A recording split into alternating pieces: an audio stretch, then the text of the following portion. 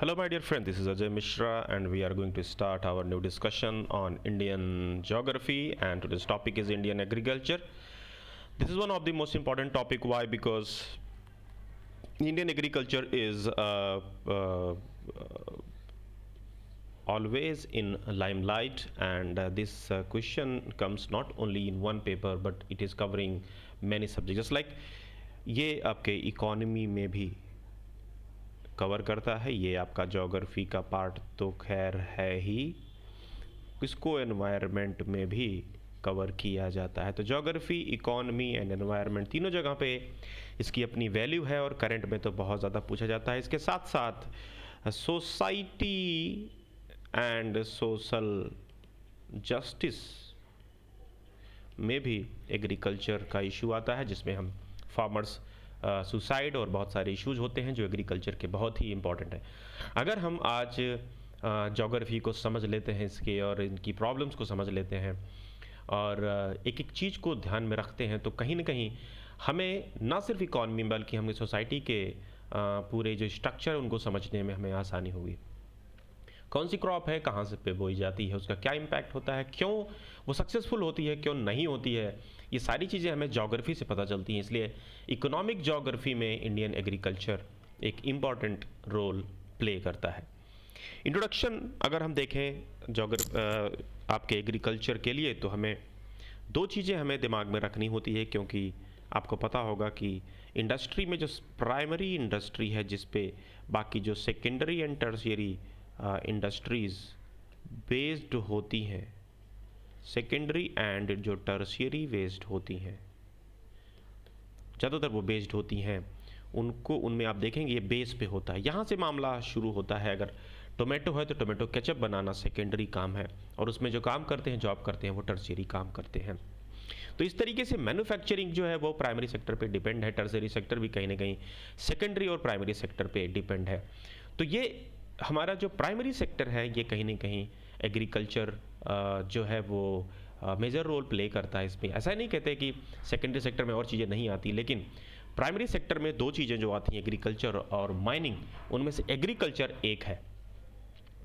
फिर हम चलते हैं हमारी सोसाइटी की तरफ चलते हैं और हम देखते हैं कि इंडिया में जो अर्बन और रूरल पॉपुलेशन है उसका क्या खेल है। जो अर्बन पॉपुलेशन है वो 31.5% यानी कि 32% के अराउंड है। बाकी 68% जो है दैट इज़ रूरल पॉपुलेशन।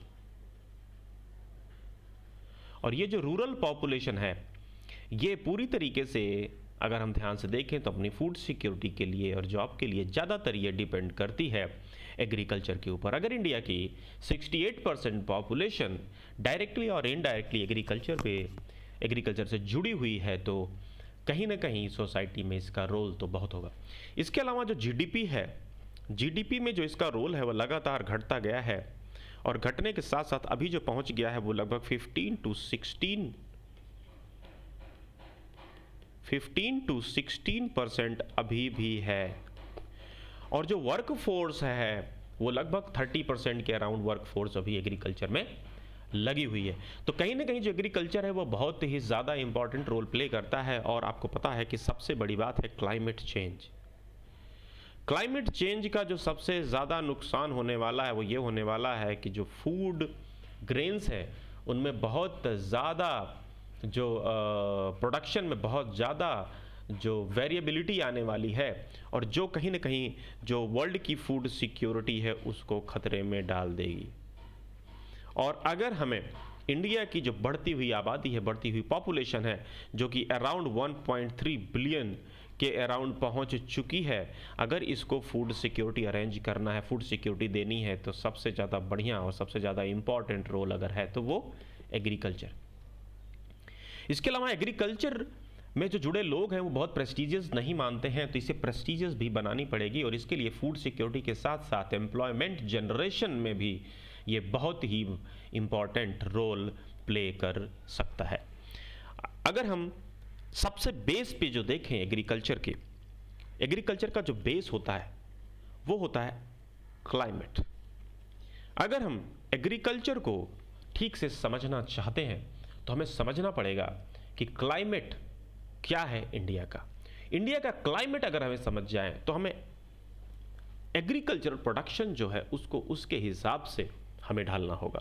तो एग्रो क्लाइमेटिक और क्लाइमेट स्मार्ट एग्रीकल्चर दो चीज़ें। क्लाइमेट स्मार्ट एग्रीकल्चर आपको मैंने बता दिया है। क्लाइमेट स्मार्ट एग्रीकल्चर ये क्या होता है? ये होता है कि जिस तरीके से क्लाइमेट चेंज हो रहा है उस तरीके से हमें एग्रीकल्चर जो प्रैक्टिस है उसमें किस तरीके से बदलाव करनी है। लेकिन जो agro climatic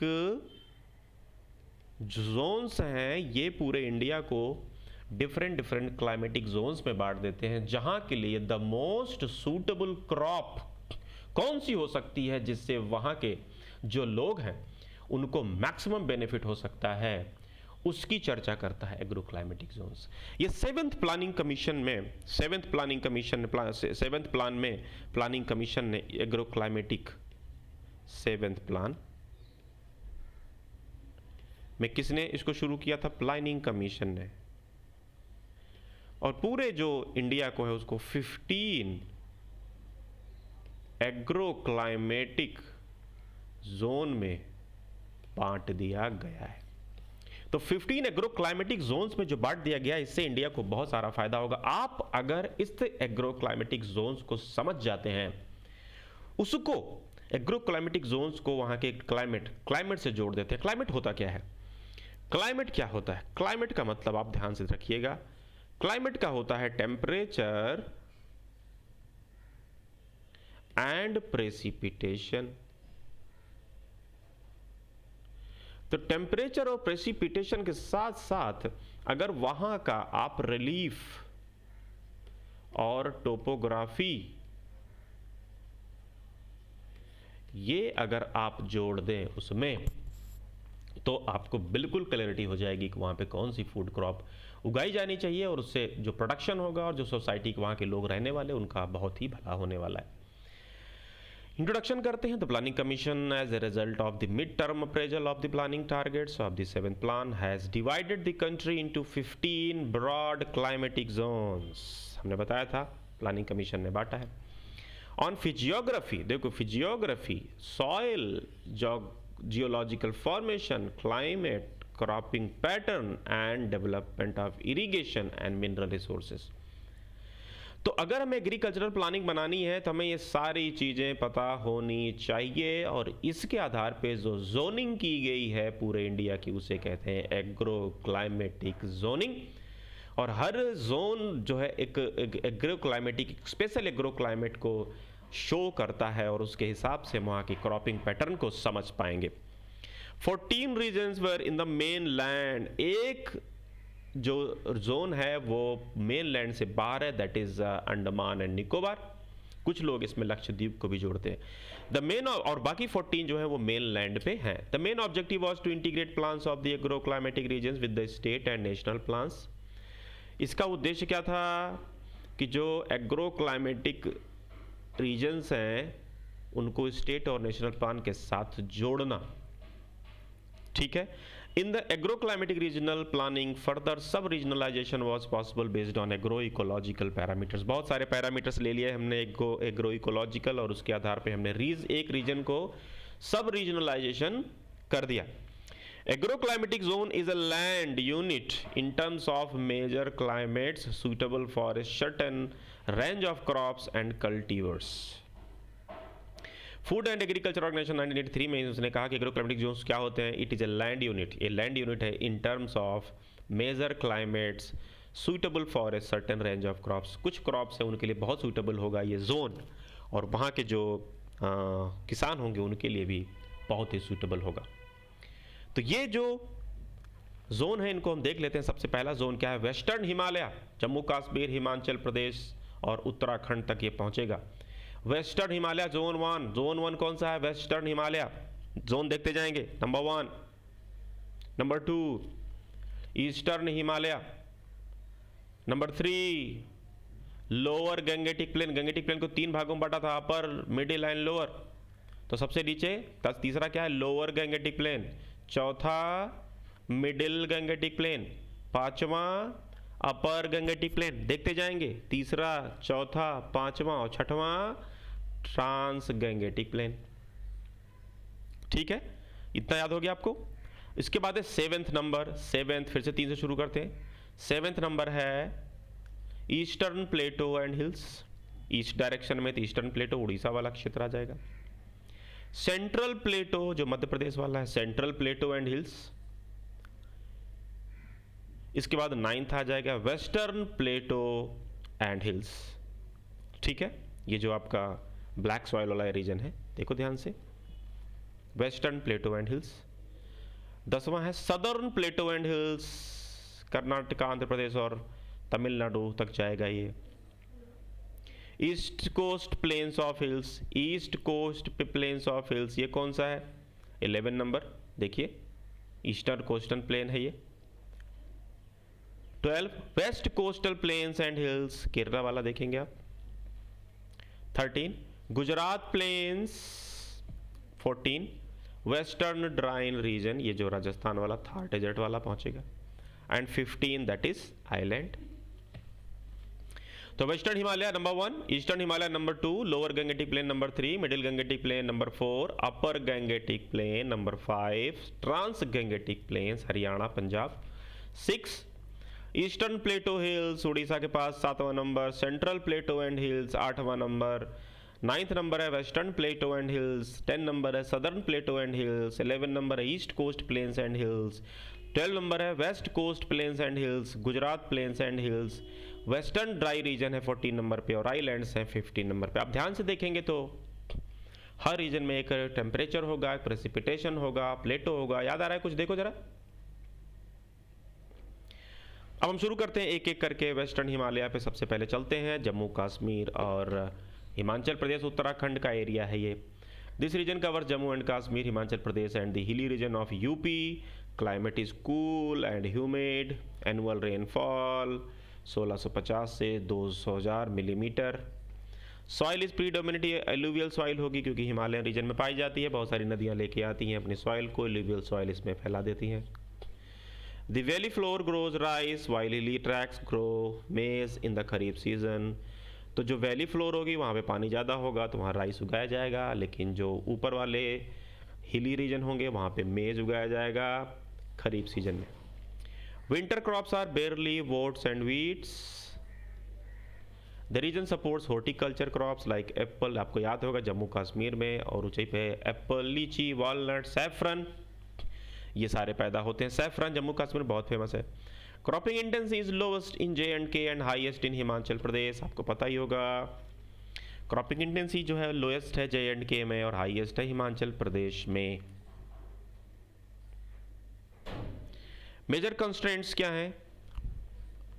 the main problems of this region are poor accessibility, soil erosion, landslide, inclement weather, inadequacy of marketing and storage facility.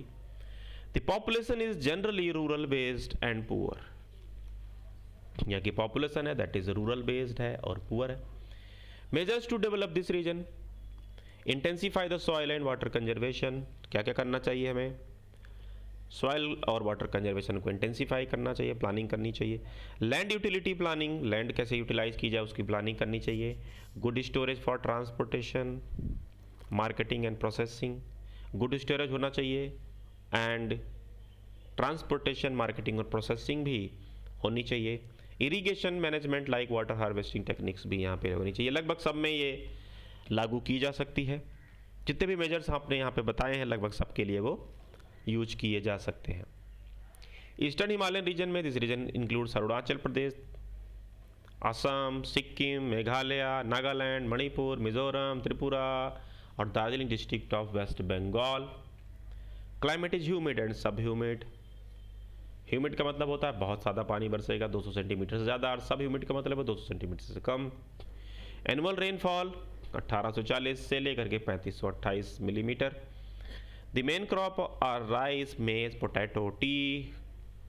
Jhuming cultivation, आपको याद होगा झूमिंग के बारे में, जिसको शिफ्टिंग कल्टीवेशन भी कहते हैं, यहाँ पे प्रैक्टिस की जाती है। सबसे ज़्यादा जो मेन कंस्ट्रेंट है वो है soil erosion.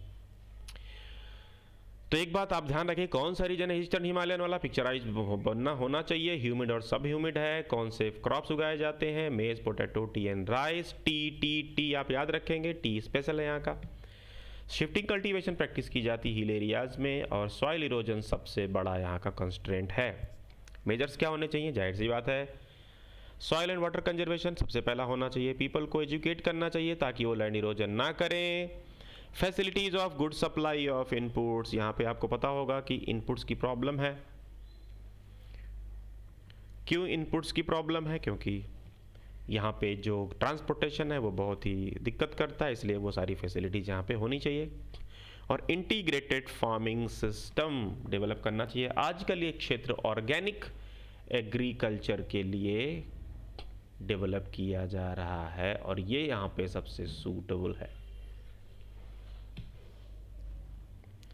Lower Gangetic plane, ये ध्यान से देखेंगे। Lower Gangetic plain, middle Gangetic plain ध्यान से देखेंगे। मिडिल, अपर एंड ट्रांस, चारों एक लाइन से बना दिया गया है। West Bengal, eastern Bihar and the Brahmaputra valley lie in the region. Climate is most humid and dry humid. Annual rainfall आप देख लीजिए। Productivity of rice is lower than national average but contributes 12% of total rice production of the country.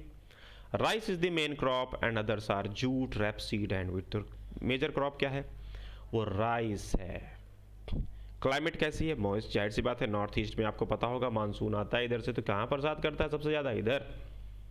तो दो क्षेत्र हैं, सबसे ज़्यादा ये वाला और ये वाला, यहाँ सबसे ज़्यादा बरसात होती है। तो सिंपल सी बात है कि इन क्षेत्र पे सबसे ज़्यादा अगर पानी आ रहा है तो कहीं ना कहीं यहाँ पे धान का सबसे अच्छा, इसलिए वेस्ट बंगाल में अच्छी खासी खेती होती है धान की। मेजर कंट्रेंट्स क्या हैं, lack of good water management, water management नहीं है, जितना पानी आता है सब भरने दो। लोकल वैरायटी ये लोग करते हैं use, high yielding varieties use नहीं करते हैं, तो जाहिर सी बात है हाई यील्डिंग वैरायटीज़ को बढ़ाना होगा। हाई यील्डिंग वैरायटीज़ क्या होते हैं, ऐसे गेहूँ, ऐसे धान, ऐसी फसलें जो हाई यील्ड दें, हाई प्रोडक्शन दें, उनको हाई यील्डिंग वैरायटीज़ बोलेंगे। इनएडिक्वेट सप्लाई ऑफ इनपुट्स, जो इनपुट्स हैं उनकी इनएडिक्वेट सप्लाई है। Poor marketing and processing, marketing और प्रोसेसिंग पुअर है। डिपेंडेंट ऑन मानसून, पूरी तरीके से मानसून पे भी डिपेंडेंट है। लोग जो फार्मर हैं वहाँ पे अनएजुकेटेड हैं।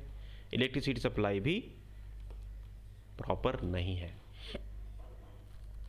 तो आपको पता होगा कोलकाता वाला क्षेत्र बहुत ही डेवलप्ड क्षेत्र नहीं माना जाता है, वेस्ट बंगाल वाला, इसीलिए वहाँ इलेक्ट्रिसिटी की सप्लाई पुअर होगी, पीपल एजुकेटेड नहीं होंगे, मानसून पे पूरा डिपेंडेंट है, मार्केटिंग प्रोसेसिंग पुअर है, इनपुट की सप्लाई इनएडिक्वेट है और हाई यील्डिंग वैरायटीज़ का यूज बहुत ही लेस है। Middle Gangetic plain, this region includes eastern parts of Uttar Pradesh and Bihar. ये क्षेत्र है वो उत्तर प्रदेश का ईस्टर्न पार्ट और बिहार का ईस्टर्न पार्ट इंक्लूड करता है। It is a fertile alluvial plain drained by the Ganga and its tributaries. ये एलुवियल प्लेन आपको पता है हाई है और गंगा और इसकी ट्रिब्यूटरी इसको ड्रेन करती हैं। Climate is most sub humid to dry humid, दोनों पाए जाते हैं। सब ह्यूमिड, ह्यूमिड से कम सब ह्यूमिड होता है, ड्राई उसके नीचे ड्राई आ जाता है। ये समझ में तो आ रहा है ना कि ह्यूमिड क्या होता है, ड्राई क्या होता है। ड्राई रीजन अगर वहाँ पे आप यूँ समझ लो 115 सेंटीमीटर से नीचे जा रहा है तो ड्राई हो जाएगा, उससे थोड़ा सा ऊपर है तो ड्राई ह्यूमिड कहेंगे। आपको पता है इन क्षेत्र में 100 से 200 सेंटीमीटर की रेनफॉल होती है। 40% of the total cropped area is irrigated and cropping intensity is 142%। Main crop कौन कौन से हैं देख लो भाई साहब, गेहूँ, धान और शुगर केन तीनों होते हैं। आपको पता है शुगर केन के मामले में सबसे ज़्यादा यूपी पैदा करता है, व्हीट भी सबसे ज़्यादा पैदा करता है, ठीक है। अपर गंगेटिक प्लेन क्या है, this region include the central western parts of Uttar Pradesh, western part of Uttar Pradesh, Haridwar, Udhamnagar district of Uttarakhand, ये भी आ जाएगा। Climate is dry sub humid, sub dry climate, जाहिर सी बात है ड्राई सब ह्यूमिड और सब ड्राई क्लाइमेट है, तो कुल मिला के ड्राई क्लाइमेट यहाँ से शुरू हो जाता है। और ड्राई क्लाइमेट होना शुरू हो जाएगा तो राइस कम पैदा होगा, व्हीट ज़्यादा पैदा होगा। व्हीट और शुगर केन मेजर हैं, जबकि राइस और मेज़ भी पैदा किया जाता है। Irrigation intensity is 131%, cropping intensity 145%। Cropping intensity जो है और इरीगेशन इंटेंसिटी दोनों यहाँ की हाई है, ठीक ठाक है। Milk production and processing units are being established. Milk production यहाँ पे ज़्यादा बढ़िया से एस्टैब्लिश किया जा रहा है। नाउ ट्रांसगैंगेटिंग में ऑटोमेटिकली सतलज जमुना प्लेन आ जाएगा आपका, याद होगा आपको। हरियाणा, पंजाब वाला क्षेत्र, चंडीगढ़, दिल्ली और गंगानगर डिस्ट्रिक्ट ऑफ राजस्थान आ जाएगा। ये semi arid characteristics prevail in this region. Semi arid हैं ये जो डेजर्ट होता है, डेजर्ट को आरिड बोलते हैं, डेजर्ट से कम है तो सेमी आरिड होगा। एनुअल रेनफॉल बहुत कम हो जाती है। Cropping intensity is very high, क्योंकि यहाँ पे एक इंदिरा कैनाल और पानी की व्यवस्था काफ़ी अच्छी है। क्रॉपिंग इंटेंसिटी बहुत हाई है, हाईएस्ट है एक्चुअली में, क्योंकि यहाँ पे ग्रीन रिवोल्यूशन वाला एरिया है। इंपॉर्टेंट क्रॉप्स इंक्लूड्स व्हीट, सबसे important, sugar cane, cotton, rice, gram, maize, millets, pulses, oil seeds, सब पैदा हो जाएगा भाई पानी है तो, ठीक है। Measures develop this region, good water management. यहाँ का वाटर मैनेज ठीक नहीं है, इसलिए गुड वाटर मैनेजमेंट करना चाहिए। वाटर डिप्लीट हो रही है, पंजाब एरिया में बहुत सारा वाटर टेबल नीचे चला गया है। सॉइल में सैलिनिटी बढ़ रही है, इसलिए रिक्लेमेशन करना पड़ेगा।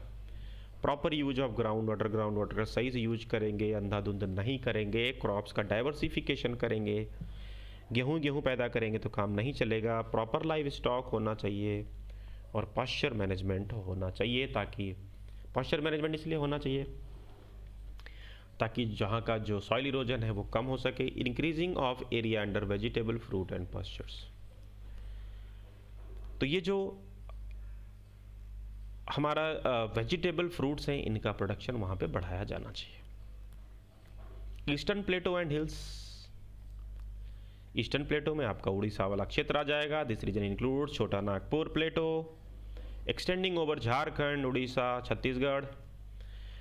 Climate is most sub humid, जाहिर सी बात है, फिर हम पहुंच गए उत्तर से तो यहाँ पे सब ह्यूमिड फिर से पहुंच जाएगा। जैसे हम वेस्ट की तरफ जाते जाएंगे पानी कम होता जाएगा। एनुअल रेनफॉल ठीक ठाक है। The region is deficient in water resources due to plateau structure and non perennial streams. यहाँ पे ये कह रहे हैं कि जो वाटर डेफिशिएंट है, वाई, बिकॉज धान के हिसाब से तो वाटर डेफिशिएंट ये रीजन है ही है। तो यहाँ पे जो प्लेटो का स्ट्रक्चर है वो भी कुछ इस तरीके का है कि यहाँ पे उतना पानी नहीं बरस पाता जितना वेस्ट बंगाल वगैरह जो क्षेत्र है वहाँ पे। Important crops are rice, simple सी बात है, राइस पैदा होगा तो पानी ज़्यादा चाहिए। Millets, maize, oil seeds, ragi, gram and potato. Soils are red and yellow with occasional patches of laterite and alluvium. याद होगा हमने कल भी कहा था कि रेड सॉइल, जो ब्लैक सॉइल का चारों तरफ वाला एरिया है, वहाँ पे रेड सॉइल पाई जाती है। उड़ीसा के क्षेत्र में लैटराइट सॉइल भी पाई जाती है, क्योंकि पानी ज़्यादा बरसता है और ऊंचाई पे रहता है। सेंट्रल प्लेटो एंड हिल्स, ये डेक्कन प्लेटो वाला देखो area. This region includes 46 districts of MP, Chhattisgarh, UP and Rajasthan. Undulating soil topography, soil topography इस तरीके से कटी छटी बहुत ज़्यादा है। रवाइंस पाई जाती हैं, चंबल के बारे में सुना होगा, जहाँ पे डाकू लोग पाए जाते हैं, वो यही एरिया है। Climate is semi arid and dry sub humid, semi arid भी है क्योंकि ये कुछ एरिया, कुछ पार्ट इसका जो है वो शेडो जोन में पाया जाएगा, वेस्टर्न घाट के। मेन क्रॉप्स आर व्हीट, ग्राम, ज्वार, बाजरा। जाहिर सी बात है, ऐसी क्रॉप्स जो वाटर रेजिस्टेंट हों, ड्रॉट रेजिस्टेंट हों, वो इसमें बोई जाएंगी। ब्लैक सॉइल है तो कॉटन सबसे फेमस क्रॉप होगी। Soil are mixed, red, yellow and black. और जो वाटर की स्कैर्सिटी है, सिंपल सी बात है, ये सबसे मेजर कॉन्स्ट्रेंट है। तो यहाँ की क्रॉप कैसी होनी चाहिए? जो वाटर डेफिशिएंट क्रॉप हो, जहाँ पे वाटर कम चाहिए, जो ड्रॉट टॉलरेंट क्रॉप्स हो, उनको इस एरिया में बोए जाना चाहिए, सेंट्रल प्लेटो एंड हिल्स में। Measures to mitigate scarcity, water conservation होना चाहिए, स्प्रिंकलर और डिप सिस्टम यूज करना चाहिए। ये इरिगेशन का एक सिस्टम है, स्प्रिंकलर ऐसे ऐसे ऐसे ऐसे इरिगेट करता है और ड्रिप इरिगेशन में बूंद बूंद बूंद बूंद गिरता है प्लांट के ऊपर, ठीक है। इसको कहेंगे ड्रिप सिस्टम और ये स्प्रिंकलर सिस्टम, ठीक है। क्रॉप डाइवर्सिफिकेशन यहाँ के लिए बहुत ज़रूरी है। ग्राउंड वाटर डेवलपमेंट बहुत ज़रूरी है, रिचार्ज करना चाहिए। और जो रेवाइन लैंड है कटा छटा, उसको रिक्लेमेशन होना चाहिए। रिक्लेम करना मतलब जो भी उसका नुकसान हुआ है, खराब हुआ है, उसको फिर से सही कर देना। Western plateau and hills, this region includes Malwa plateau, Deccan plateau, Maharashtra, some parts of MP and Rajasthan.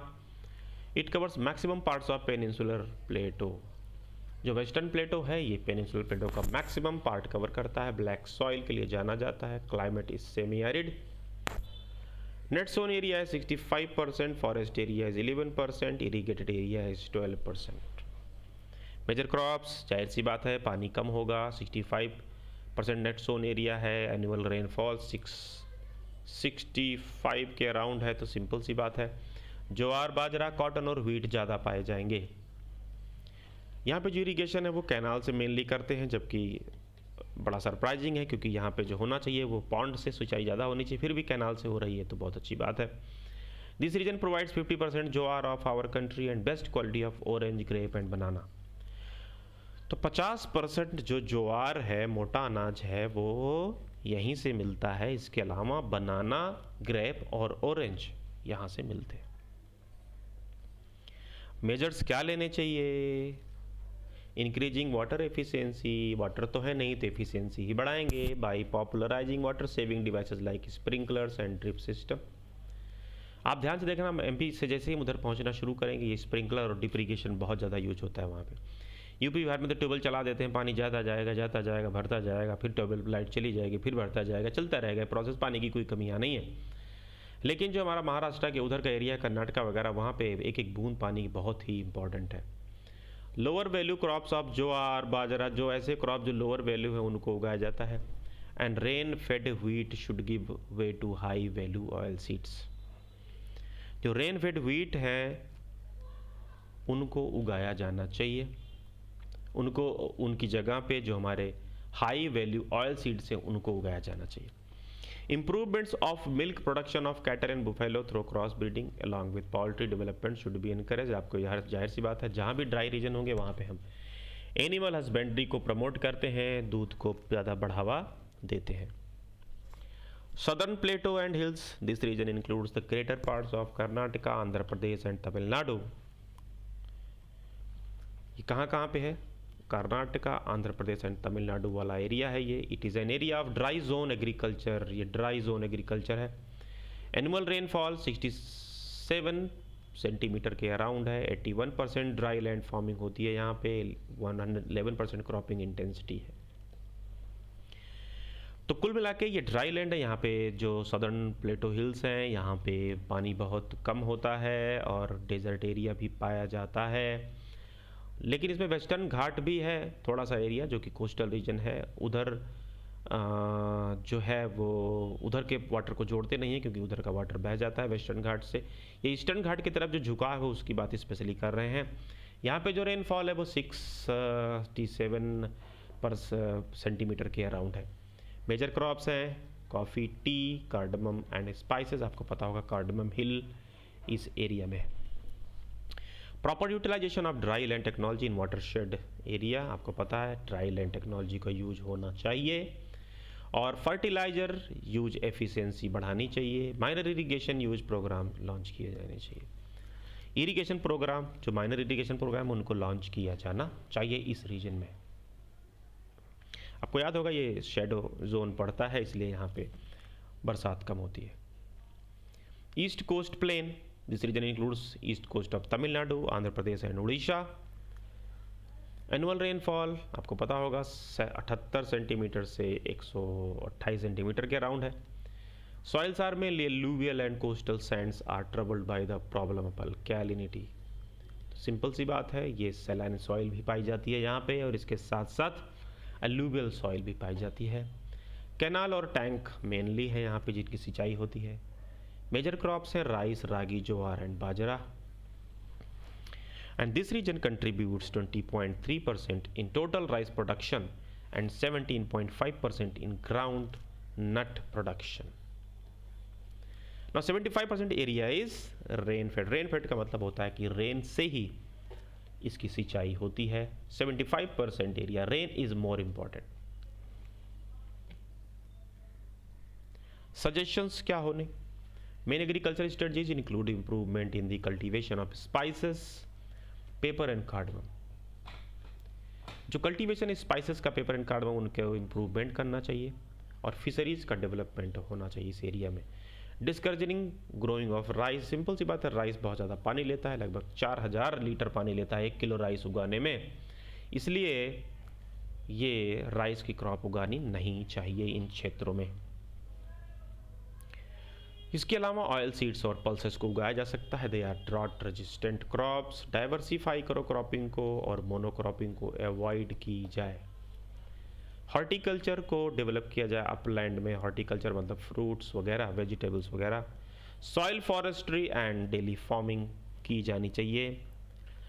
Social forestry and dairy farming की जाती है। सोशल फॉरेस्ट्री का मतलब होता है कि जो कम्युनिटी लैंड्स होते हैं उस पे जो सोसाइटी है वो फॉरेस्ट लगाए, तो उसे हम कहते हैं social forestry. West coast plains and Ghats, जो वेस्टर्न घाट का एरिया है उसका वेस्ट कोस्ट प्लेन जो है, जो केरला वाला कोस्ट है, उसकी बात ये कर रहे हैं साहब। इसमें west coast of Tamil Nadu and Kerala, Karnataka, Maharashtra, Goa. Climate is dry, sub humid to humid. Humid है 200 सेंटीमीटर भी कहीं पे होगा, कहीं थोड़ा सा कम हो जाएगा। देखो 222 सेंटीमीटर से 364 सेंटीमीटर तक बरसात हो जाती है। The soil are laterite, simple सी बात है, अगर पानी ज़्यादा बरसेगा और वार्म टेम्परेचर रहेगा तो लेटराइट सॉइल पाई जाएगी। कोस्टल एरियाज में लुवियल सॉइल पाई जाती है। Main occupation is cultivation of spices and plantation crops. मैंने आपको बोला वेस्टर्न घाट पे स्पाइसेस बहुत उगाई जाती हैं, इसलिए प्लांटेशन क्रॉप्स ज़्यादा उगाई जाती हैं। प्लांटेशन क्रॉप्स का मतलब होता है जिनका प्लांटेशन पहले होता है, फिर वो काफ़ी दिन तक चलते हैं, साल साल भर। Major crops are rice, ragi, groundnut and टपियोका।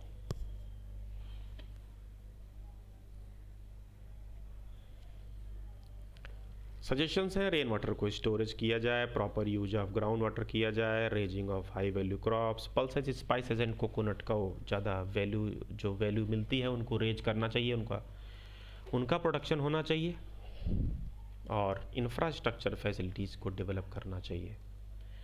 Prawn culture जो होनी चाहिए, मछली की एक प्रजाति है प्रॉन, उस कल्चर को प्रमोट करना चाहिए, खास करके ब्रैकिश वाटर पे। ब्रैकिश वाटर क्या होता है? जो सलाइन और फ्रेश वाटर के बीच का वाटर होता है, जिनकी सैलिनिटी 5 से लेकर के 30 पार्ट पर 1000 होती है, उनको हम बोल सकते हैं brackish water. Gujarat plains and hills, this region includes 19 districts of Gujarat. Simple सी बात है, आरिड और सेमी आरिड होगा कि नहीं होगा। आरिड मतलब डेजर्ट, सेमी आरिड का मतलब आधा डेजर्ट। एनुअल रेनफॉल 34 सेंटीमीटर होती है। 32.5% land is irrigated through wells and tubewells. Simple सी बात है, यहाँ पे वेल्स और ट्यूबल्स का यूज ज़्यादा होगा। मेन क्रॉप्स क्या है? Maize, wheat, groundnut, tobacco, cotton, jowar, bajra, rice नहीं लिखा इधर। This zone is famous for oil seed crop, hence known as oil seed region. ये जो गुजरात प्लेन है, इनका ऑयल सीड के लिए बहुत फेमस है। Cropping intensity 114%। About 60% area is drought prone. तो 60% एरिया है वो ड्रॉट प्रोन है, यहाँ पे ड्रॉट आने की संभावना है। और 78% एरिया रेन फेट है, जो रेन पे ही डिपेंडेंट है। Soils are regur in the plateau region. Regur जो ब्लैक सॉइल है उसको हम कहते हैं रेगुर। प्लेटो रीजन में ब्लैक सॉइल पाई जाती है। कोस्टल रीजन में लुवियल सॉइल पाई जाती है। And red and yellow soil in Jamnagar area. Jamnagar का जो एरिया है वहाँ पर रेड एंड येलो सॉइल पाई जाएगी। सजेशंस क्या हैं? Rain water harvesting and it's management होनी चाहिए। रेन वाटर हार्वेस्टिंग होनी चाहिए, रेन वाटर को हार्वेस्ट करना चाहिए, रेन वाटर को जमा करके रखना चाहिए। Dry land farming and management of canal and ground water. Dry land farming को प्रमोट करना चाहिए, कैनाल मैनेजमेंट करना चाहिए, ग्राउंड वाटर को मैनेजमेंट करना चाहिए। डेवलपमेंट ऑफ एग्रो फॉरेस्ट्री, किसानों को बोलते हैं कि अपने खेतों के चारों तरफ आप प्लांट उगाएं, इसी को बोलते हैं एग्रो फॉरेस्ट्री। एंड आरिड हॉर्टिकल्चर, फूल और फल की खेती होनी चाहिए। क्या कहते हैं उसको, फ्लावर एंड फ्रूट्स।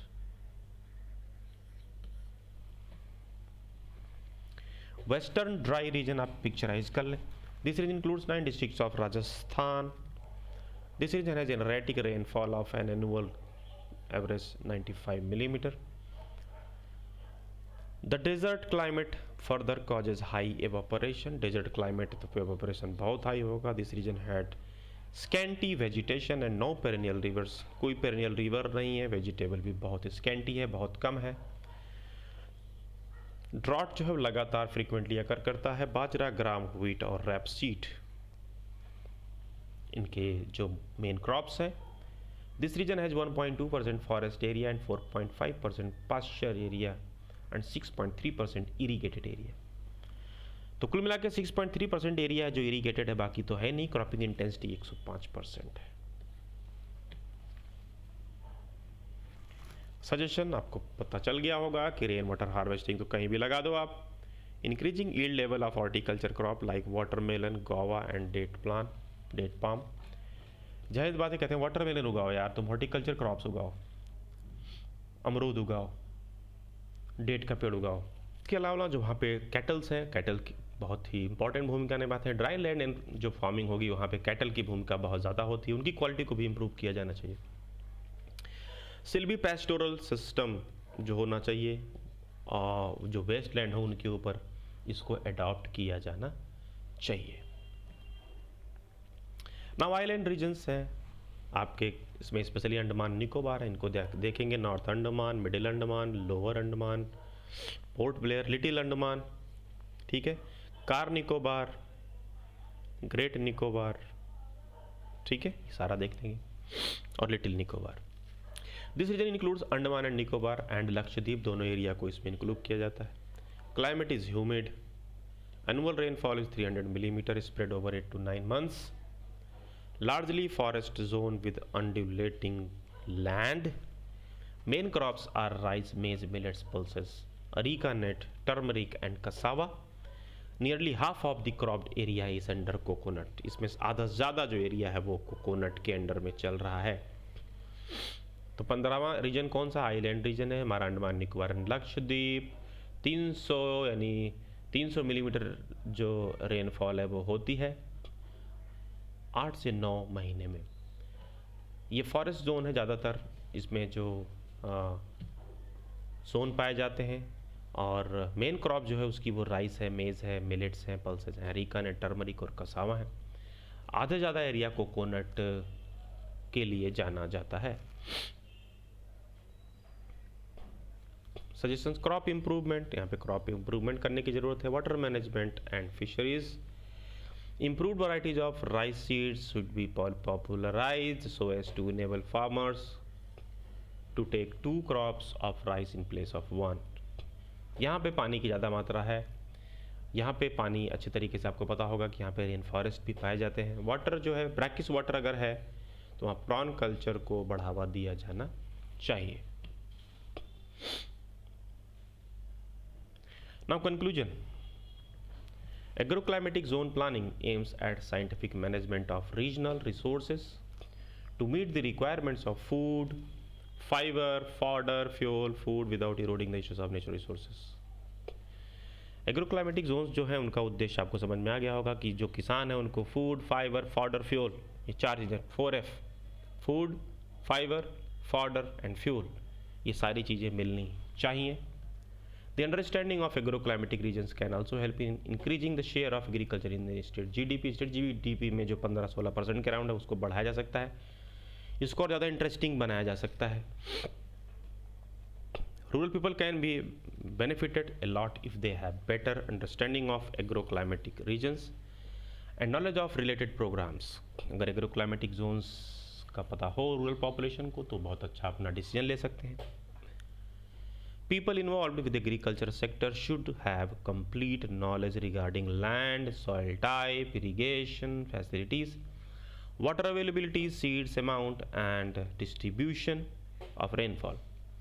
सीड्स के बारे में पता होनी चाहिए, वाटर अवेलेबिलिटी के बारे में पता होना चाहिए, इरीगेशन फैसिलिटी के बारे में पता होनी चाहिए लोगों को, वहाँ की सॉइल के बारे में पता होना चाहिए, लैंड के बारे में पता होना चाहिए, और किस तरीके से जो वहाँ का ह्यूमन रिसोर्स है उसका यूज किया जाए, लाइव स्टॉक कैसे यूज किया जाए, मार्केटिंग कैसे वहाँ की चल रही है, credit institutions, input supply system, processing facilities available in the area which can bring better results to the individuals, state and ultimately to the country. ये सारी चीज़ें पता होना चाहिए वहाँ के लोगों को। तो एग्रोक्लाइमेटिक जोन्स को आप ध्यान से देखें ताकि आप ये अंदाज़ा लगा पाएँ कि कौन सी क्रॉप स्पेशली किस एरिया में ज़्यादा बढ़िया से उगाई जा सकती है।